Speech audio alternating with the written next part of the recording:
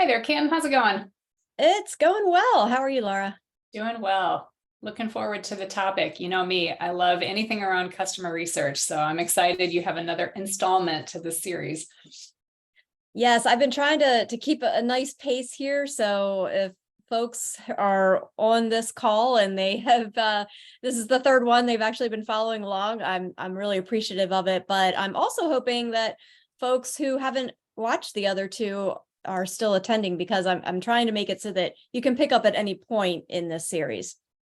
Yep. Yeah, no, that makes sense. I think it's good information and you're kind of following a nice flow. So maybe what I'll do is, I think you're going to share your slides. So we'll go ahead and get things shared. And while we do that, it gives people some time to join us. And Sure. obviously the recording is happening. So as people join, even if they're missing some or they need to leave early, we'll be sharing the recording when this is over. Right, absolutely. Okay, let me go ahead and share my screen. Just need to get a little bit of window management going on here. And I think hopefully you should now be able to see my screen. I do. Okay, excellent.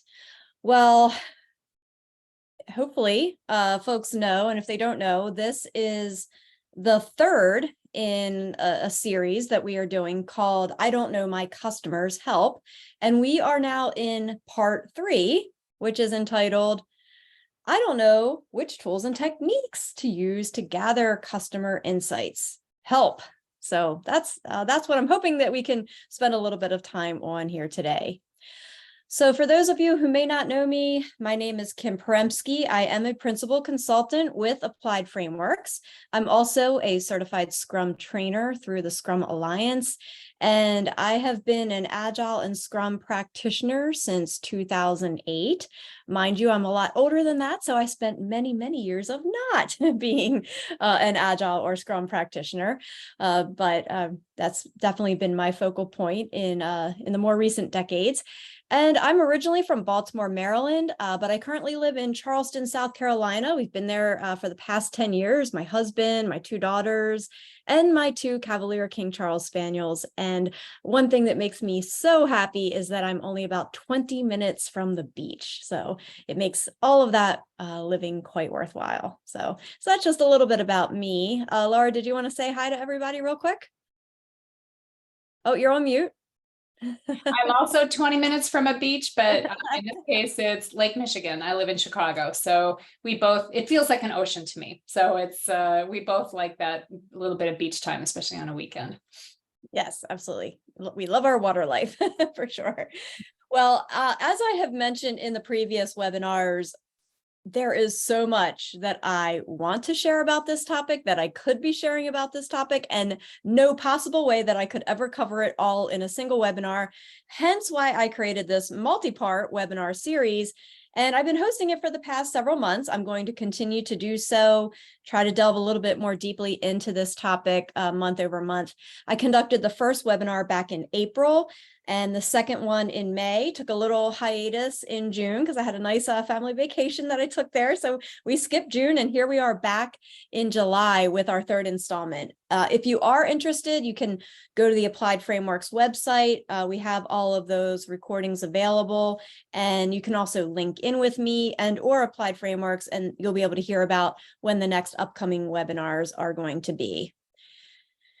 And so just to recap very briefly, in our first webinar, I focused on why. Why is customer understanding so difficult? What gets in our way? And I highlighted 10 common barriers that we often face. And then I also highlighted another aspect of why. Like, why is achieving customer understanding so critical to the profitability and sustainability of our businesses? And I introduced this concept of the profit stream canvas. So this canvas, if you're not familiar with it, it's a single page representation of the contents of an entire book that our CEO, Jason Tanner, and our founder and Chief Innovation Officer, Luke Homan, have recently published. Actually, I have it right here. I'm going to hold it up. So it's a very large book, chock full of content. So I kind of explained a little bit about how all of that ties into why it's so important to achieve customer understanding.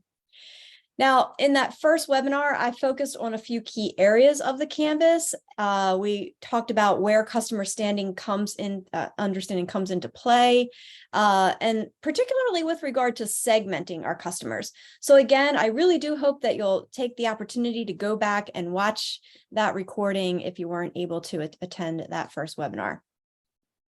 And then my mouse is being weird, so hang on a second here. It's not going. What's going on? My mouse is not moving. There we go. Okay. All right. It went that time. I hope it's not dying on me.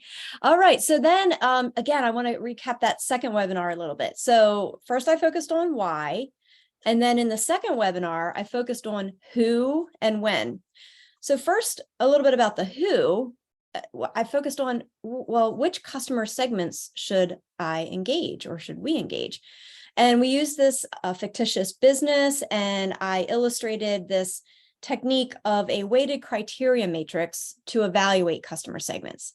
And then I delved a little bit more into the when, and I introduced the concept of the solution lifecycle to help us understand, well, when do I engage customers and for what purpose?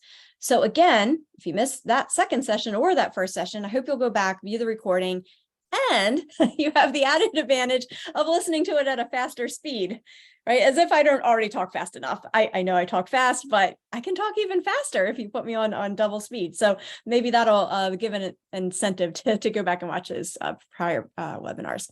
So what are we going to talk about today? Well, we already talked about why, we already talked about who, we already talked about when, and now I would like to focus on what, right? So what are some of the tools and techniques that we can leverage to achieve customer understanding, and which of them should we apply at various stages of the solution lifecycle? So that's what I'm going to focus on today with the time we have remaining. So now that we, hopefully, if you've attended that previous webinar, understand the solution lifecycle, and I highlighted the need to engage customers continuously, I want to spend time kind of delving into these techniques with you today. So this was the solution lifecycle. And even if you didn't attend that past webinar, the point here was that in this lifecycle, you have customer segments, and they're going to be at various phases of adoption, right? Sometimes when you're introducing something new, they're going to be more at an innovator stage of adoption. Then you move into early adopters and so forth. And I'm not going to delve into a lot of detail on this diagram here. I'll let you watch that in the prior webinar. But the point that I wanted to drive home is that we need to engage our customers throughout the product development lifecycle, because customer research is not a one and done activity. Customer needs continue to change and evolve even after an initial product launch. Right? People change, the economy changes, technology changes. And so we need to keep our pulse on that. And when we are talking about this whole solution, we want to assess various aspects of things. We want to be able to assess viability, sustainability, and profitability, ideally earlier on in the life cycle, because if we're not going to have a profitable or viable or sustainable product, we would want to know that sooner or later. But then we also want to focus on problems that customers have, their interests, preferences, and that's going to be happening all along, because even when we put a product into use, we're always wanting to continuously improve on that and delight our customers. So regardless of where your product is positioned along the solution lifecycle curve, you want to be continuously improving upon that solution and potentially identifying opportunities to introduce new solutions. And so based upon where you are, you're trying to learn one of a few things, right? What problems do my customers have? Are they interested in the potential solutions that I have? They might be using my solution, but what are their preferences? What are their desires going forward? Would they even buy this solution? So there's a lot of different angles of customer research that we want to explore that would address those different questions and things that we're trying to learn. So this was my solution lifecycle there. So let's delve into techniques for exploring problems. Now, if you attended my first webinar, I talked about how we often focus too much on solutions without first understanding our customers' problems. We simply ask customers what they want, we take orders from them instead of actually exploring what their problems are.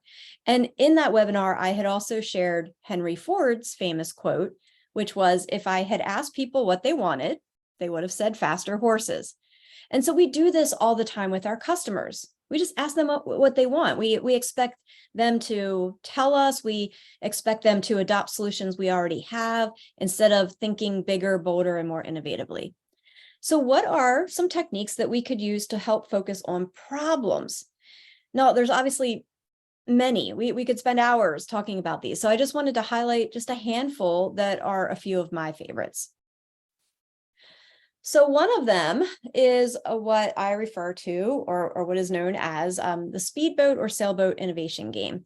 So more than 15 years ago, Applied Frameworks founder and our Chief Innovation Officer, Luke Homan, wrote a book called Innovation Games. I have that one here too. I use it all the time. It looks like this. I even have lots of tabs in it, so it's always at my fingertips. And so it's a collection of frameworks, and it's gained a lot of widespread use in the Agile community and even beyond. And one of the more popular games, and one of my favorites, is called Speedboat. Sometimes people use sailboat, but the idea of a boat. So the idea here is that you bring a small group of people together, either in person or online, and you're using the metaphor of a boat. And the participants are asked to identify what's propelling them forward, right? These are the things that are represented as either propellers or wind puffs, and then what's holding them back, and those are the anchors. And sometimes folks will even expand this metaphor to include other elements like I'm showing here, like tropical island and the sun or a treasure chest or whatever it might be.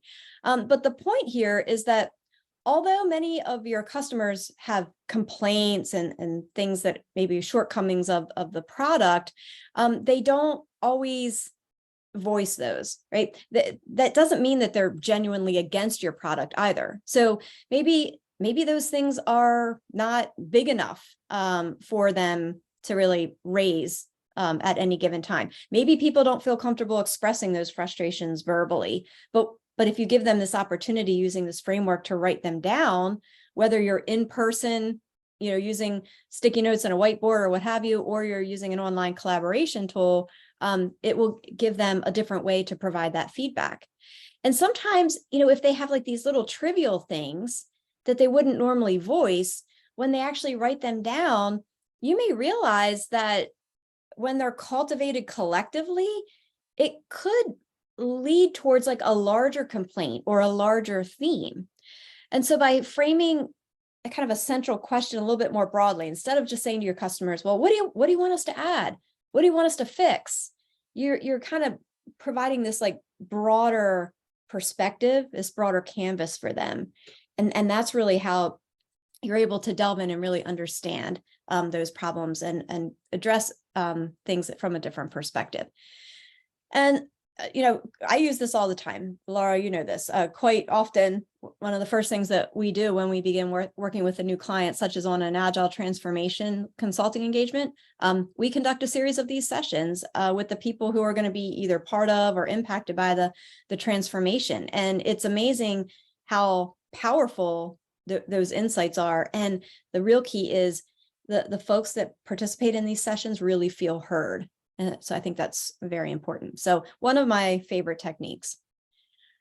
So another one is listening to live or recorded customer support calls.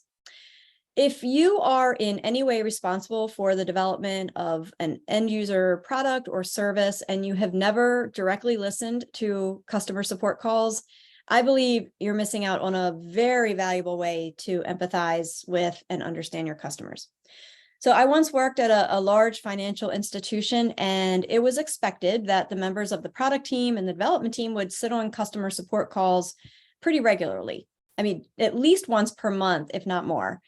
And it was so ingrained in our customer-centric culture that all the leaders even up to the CEO himself, routinely did this. And it really provided interesting perspective for me on two fronts. Because for one, the teams that I worked with were responsible not only for the end user customer experience, but also for the systems that the customer service reps used to support the calls. And so when we would sit down on these live calls, we'd have the headsets on and be listening in, it provided us insights into what the reps had to deal with when they were on the phone and they're trying to listen, but they're also trying to pull up information. And then also understanding, well, why were the customers calling in the first place? What had they already done on their own to try to solve their problem? And what ultimately led for them to have to call in the first place to the support associate. So really valuable perspective to hear that firsthand, because I think it's easy to make assumptions about, oh, well, they just don't understand it. Like that's such a simple, easy thing. But then when you actually hear them on the phone talking through, well, here's what I did and here's where I went. I thought it made sense to be under here, but I couldn't find it there. It's like, wow, it really changes your perspective. Another approach that I love to use is customer interviews. It's very powerful way to engage with our customers. We talked in the last webinar about ensuring that you are engaging and interviewing the right people, but there's also right ways and wrong ways. Maybe wrong is a little bit of a strong word, but let's just say if not wrong, less effective ways to conduct interviews. So while it's a really powerful approach, there's definitely some intentionality and planning and so forth that needs to go into that. And this is actually something that I'm planning to cover more in depth in one of my future webinars in this series, really delve into customer interviews. And then this one, go on Gemba walks. Now, you might have also heard this referred to as ethnographic research, which is the study of people in their own environment. But Gemba walk is a very popular term. It's a Japanese term. It means the actual place. And I was first introduced to this technique very early on in my career when I worked for a large insurance company, and we were developing a new claims management system. And so I actually went on a road trip with a claims adjuster out in the field, covered a huge territory, visited numerous homes of customers. I mean, I still remember going to this tiny little rundown, almost like a little shack in the middle of seemingly nowhere. And then going to like another home that was in this really posh area.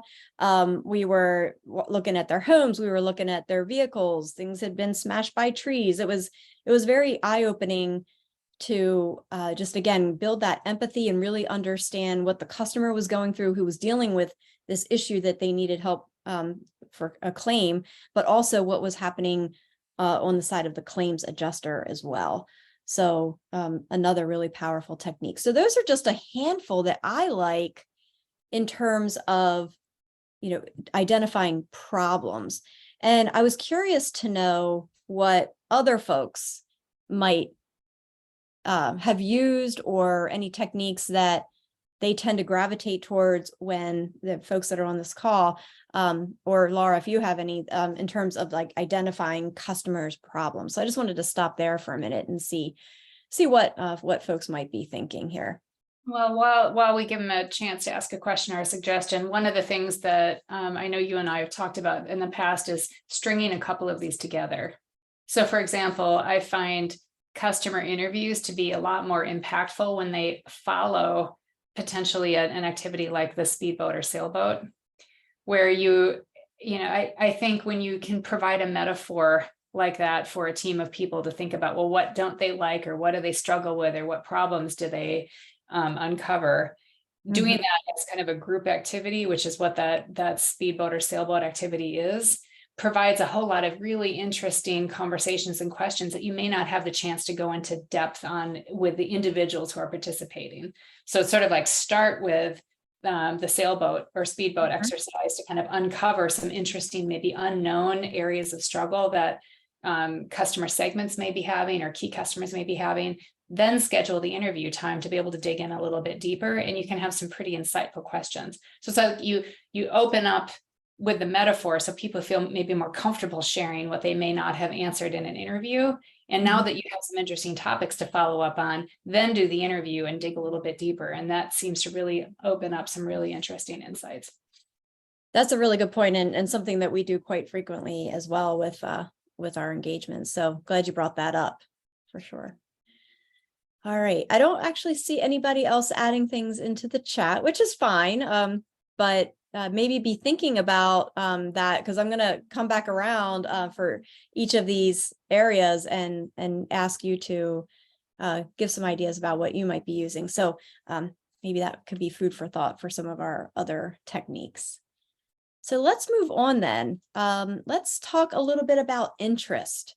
Right? We now understand our customers' problems. We've maybe conceptualized or developed some sort of possible solution. So how do we know if customers would be interested in these solutions? So a few techniques that you might want to consider that I tend to rely on and like are, number one, you create a landing page. Applied Frameworks did this. Laura, you probably remember this from back in the day. We did this for what has now evolved into what we call our Profitable Software Academy. But in the early days, we had a few courses that we had developed, but it wasn't really fully built out yet. We thought we were onto something, but we were trying to, kind of gauge some interest. And we had actually built a landing page. We put a call to action button on that page, learn more, kind of reach out to us, what have you. And that really helped us to understand and reach out to those interested parties. We conducted some interviews at that point, but also to be able to gather more insights into the interest that that folks might have. So that's certainly one possibility. And then, let's not overlook social media, right? So I'll admit, it's probably a bad habit, but I am definitely enticed a lot by product ads that I see on Facebook. I get sucked right in. And let's face it, social media is a very powerful marketing and selling tool. And if used appropriately, it can provide some very quantifiable results to help you gauge the interest that folks have in a product or service that you're offering. And then kind of going back to that Innovation Games book again, there's another framework in there called Buy a Feature. And it involves setting budgets for various features. And then you gather a group of customers together and you ask them to fund specific features with this limited budget that they have. So no one individual generally has enough money to fund, maybe even a single feature or all of the features. And so the idea here is that they have to work together a lot of times to pool their money to then be able to fully fund a feature.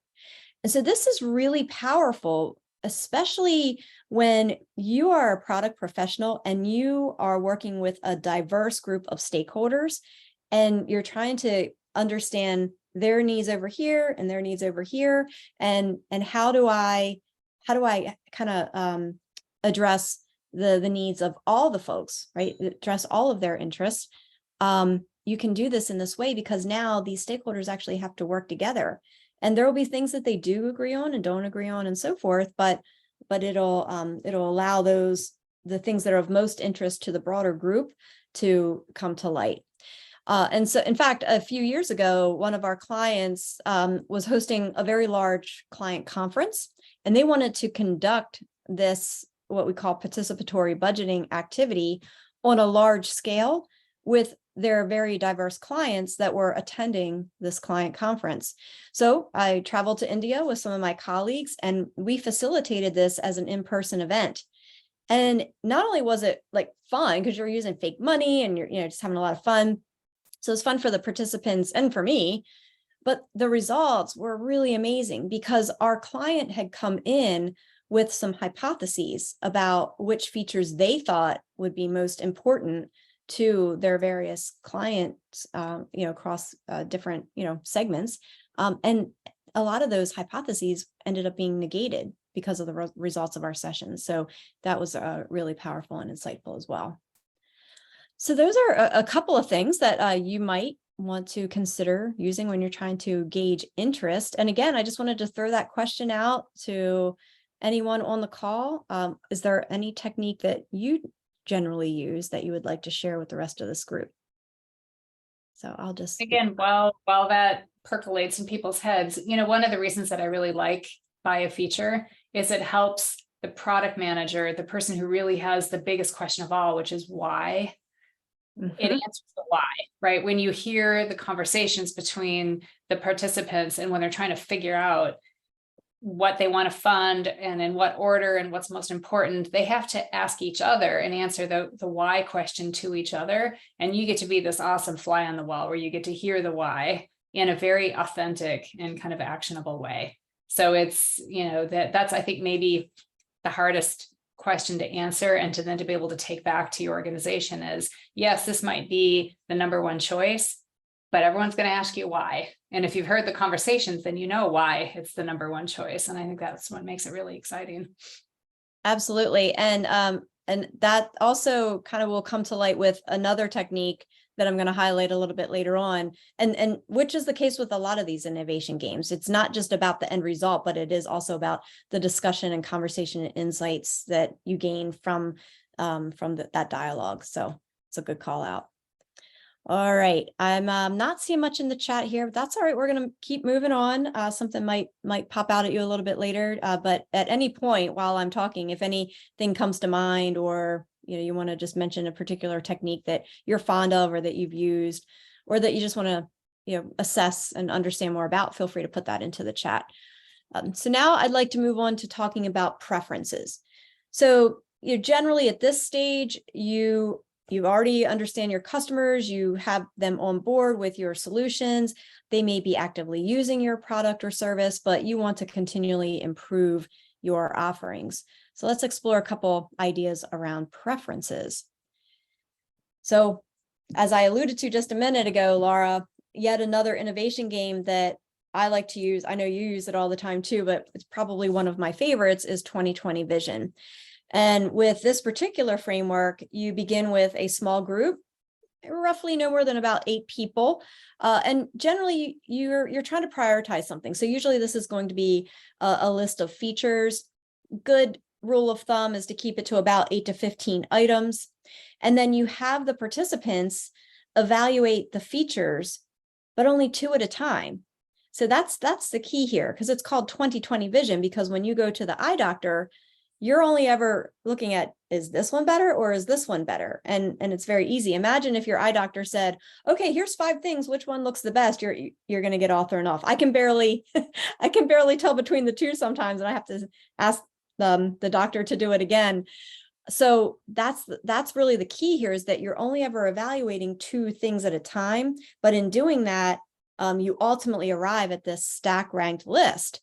And just like you were saying earlier, Laura, what I love about this framework is that, yes, the list is important, but the conversation as to where they're placing things, and I'm looking at this, and this thing is more important than this other thing. It's that why, it's those insights that really helps to create alignment with everyone, to ensure that, oh, we're all on the same page, that when we say this feature, this is what this means, but also getting insight into why that one thing is more important than another thing.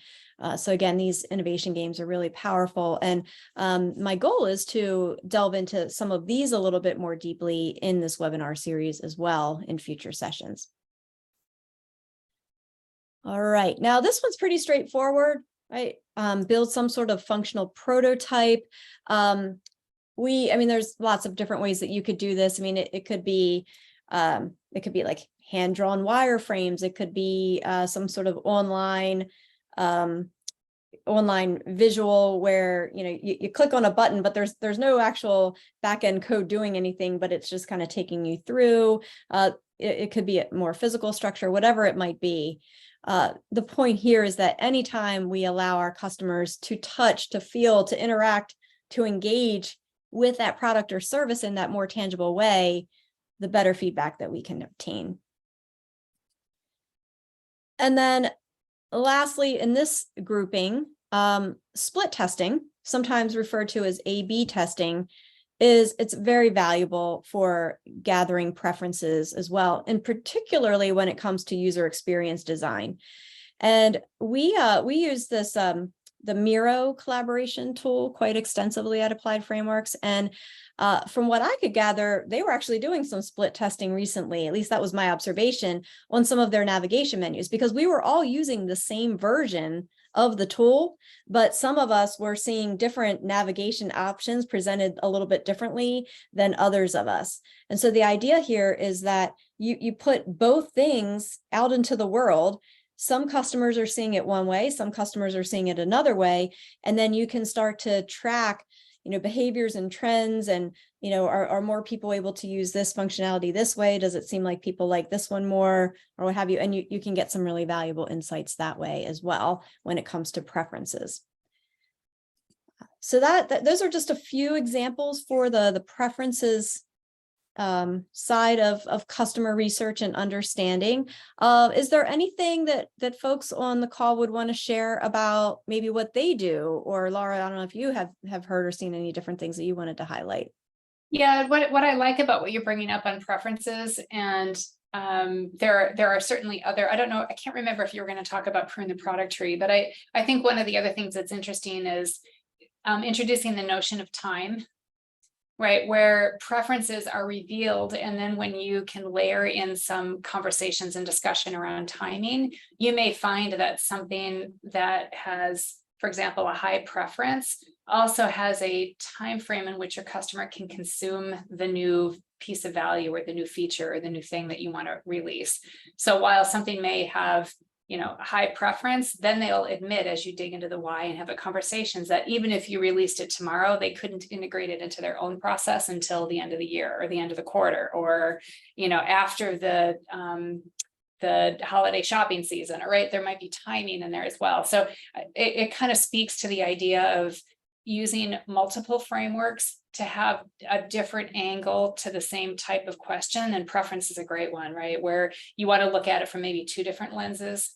It's, it's about relative preferences relative to other things, and in relation to time. And that can be really helpful for product people when they're thinking about their own roadmaps and how different market segments or different customer types may consume the value that they'll be releasing over time.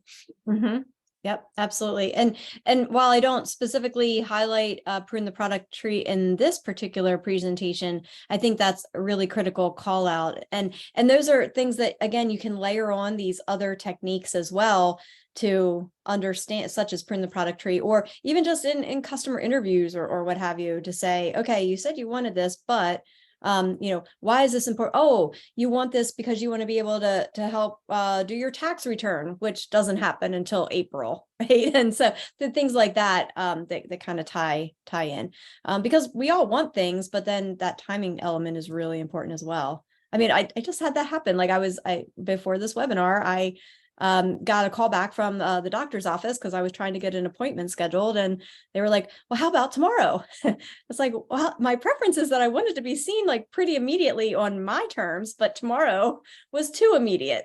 And so, you just, it all has to kind of fit together. So really good call out there. All right. I'm not seeing anything in the chat, so we're going to keep going on to our last category, which is around willingness to buy. Look, we have all been there, right? We've probably all had certain problems, and then we've seen product, walk into the store and oh, see something on the shelf, like, wow, that's such a cool product. That's such a cool idea. Wow, that would really help me with whatever need or problem or what have you that I have. And oh, look, I really even like the color of it, right? So my preferences are like, we all have that. And it's like, oh, wait, how much is this? Yeah, never mind. And you just put it back, right? So and you're a mom and you have daughters. I'm telling you, this is how I practice this one. They really, really want something. And then I say, all right, I'll split the cost with you. And it's amazing how much they don't want it anymore when they realize they have to pay for half. So yeah, willingness to buy is different than a desire for the thing, right? Well, as a mother of two teenage daughters, that fickleness is always there. Like they really do, they genuinely do think that they want something, and then you buy it for them and it just sits in the closet or sits on the shelf. And so, yeah, I've even had situations where they've come to me and said, I really want to order this. I'll even use my own money. So it kind of along that same line. And boy, if they ever say, I'll use my own money, you know that there's a strong desire and preference there, because they even have their own willingness to buy. So that's an excellent example of that. So willingness to buy, sometimes that can be a little bit more difficult, right, to assess. Now, if you've been paying attention thus far, you're probably thinking, wait a minute, I already saw this slide. Kim, I think you might have a dupe. And yes, I already did show customer interviews. The reality is that many of these techniques that we're talking about, it's not that they can only be used, for one, scope of discovery versus another. So there's a variety of purposes. In the case with customer interviews, you can tailor your questions to focus on what you're specifically trying to learn. And so in this particular case, we are trying to focus on purchasing behaviors, motivations to buy. We want to learn a little bit more about what do our customers think about our competitors and their offerings and how they might relate to what we have and so forth. And so, I purposely wanted to duplicate this one so that we call out the fact that none of these techniques, have to be done just in isolation. They can be used for multiple purposes. And Laura, as you were saying, they can also be layered with one another and so forth. So again, I hope to delve into customer interviews at a later point in this series. Now, again, this one's pretty straightforward, pre-launch campaign. The key question here would be, how far ahead could you possibly run something to be able to gauge interest as early as possible so that you don't make this massive investment and then find out really far down the road that, oh, this isn't what's interesting. And again, this is why we want to layer in so many of these other techniques, and why we also don't want to just dive right into willingness to buy before we've truly understood the problems, really understood interest and preference and so forth. But something like a Kickstarter campaign, where you're generating funds to help you develop your product, that would be a form of a pre-launch campaign. So again, try to assess that willingness. And then this last example that I wanted to call out, this one's kind of coming to light for me as we at Applied Frameworks are focusing more on supporting our clients through that lens of profitability and sustainability. And so there's this idea of conjoint analysis, and this has piqued my interest more recently. And I'm going to say right now, I do not claim to be an expert on this technique, but it's one that I have been researching and trying to learn more about and do more experimentation with. And so using this technique, you basically create or design a survey that creates a set of choices using a combination of product attributes and levels. And so, just like to use a kind of a really basic example, like if you have, you might have one choice that's a red pepper that is this size and it costs this much. And then you have a green pepper that's a different size and it costs this much. And you have a yellow pepper that costs this size, and costs this much. And so they're different, but then you're trying to assess like, oh, a lot of people really kind of going towards the yellow pepper here. And what is it about these attributes here that is really kind of drawing customers in? And so you're analyzing those results and you're identifying the relative importance of each of those attributes and levels to determine, well, which ones have the most significant impact on customer buying decisions. So I'm finding this to be very fascinating, and I wanted to highlight it here for the folks that are listening in. Certainly, if anybody has had a lot of experience with this one and wants to share that in the chat with us, I would love to hear more about that. But I definitely, this is one that I definitely wanted to call out because I think it's very powerful, especially when we're talking about pricing and buying decisions. So again, I'm going to give the folks one more opportunity if there's anything that they wanted to share about techniques or ways that they assess willingness to buy. We have lots of quiet folks on the call today, but that's okay. All right.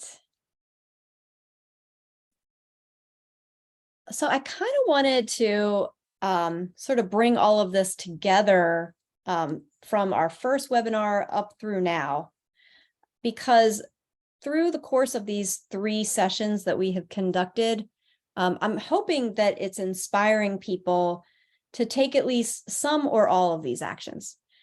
In the first webinar, we talked about how can you avoid common barriers that we tend to fall into and don't end up achieving customer understanding as well as we could. I talked about being very intentional about customer segmentation, because it's really the customer segmentation and understanding that through customer research that can help our businesses to become more profitable and sustainable. And then when I got into that second webinar, I was really focused on how do you evaluate those customer segments to understand which ones best support your learning, and what kind of timing do you need to have? How accessible are your customers to you? What kind of monetary investment are you willing to make? And then that idea that we need to conduct this customer research continuously throughout the solution lifecycle. It's not a one and done thing. And then really being intentional about, you don't just do customer interviews for everything, right? You don't just do 20/20 vision for everything. So really being able to focus on, all right, what is it that I'm really trying to learn and understand about my customers, and which techniques are going to best support me? No different than different tools in your toolbox, and which one do I pick up to hammer the nail into the wall, right? So that's what my hope is from this series thus far. Again, we're going to continue on with it. So I kind of went through the fact that focused on that why, focused on the who, focused on the when, focused on the what. And our next webinar is going to be on October, listen to me, it's only July. It's going to be August 22nd at 1 p.m. Eastern. And we're going to just start to delve into more of the how, right? How can we leverage some of these tools and techniques and start to get a little bit more intimate understanding and knowledge of some of them. So open to feedback on if there's anything specific you would want me to cover. But I hope that you'll join again on August 22nd and spread the word to your fellow colleagues and friends. This whole entire series was based on the essential need to develop customer understanding to ensure the sustainability and profitability of your business. And I held up that big book earlier on, but if anybody is interested in learning more about profit streams, I'm happy to give you a little bit more insight into the book. It's available on Amazon. We also, in addition, have been creating more webinars around profit streams. All of that is available for free and can be watched in double speed on our website. So take advantage of all of this goodness that we're offering to you. And we also have courses around this. So again, if any of this is piquing your interest, Laura and I would be happy to fill you in a little bit more about some of these offerings that we have. And other than that, I'd like to just kind of open it up for questions and to also give you a hearty thank you for joining Laura and me today. So with that, I'm going to stop sharing my screen and just kind of open it up for any questions or conversation that anybody might want to have. So everyone, please stick them in the chat or the QA if you do. One of the things I would just point out that I like as well about the book is there is a canvas that comes along with the book that also breaks down the different ways of thinking about the system that's around sustainable profitability for software-enabled solutions. So we'll include a link to that in the follow-up for the recording for this. But I think what's really interesting about it is there's a whole section of that canvas that talks about the input of customer insights into that system that then needs to be managed by the product management team, essentially, to make sure that they're shepherding a solution over the whole solution lifecycle with that idea of sustainability and profitability built into it. So there's different ways of thinking about the system. And I think the insights and the techniques that you're bringing to folks, Kim, here about how do you think about learning about your customer and then taking action against what you learn.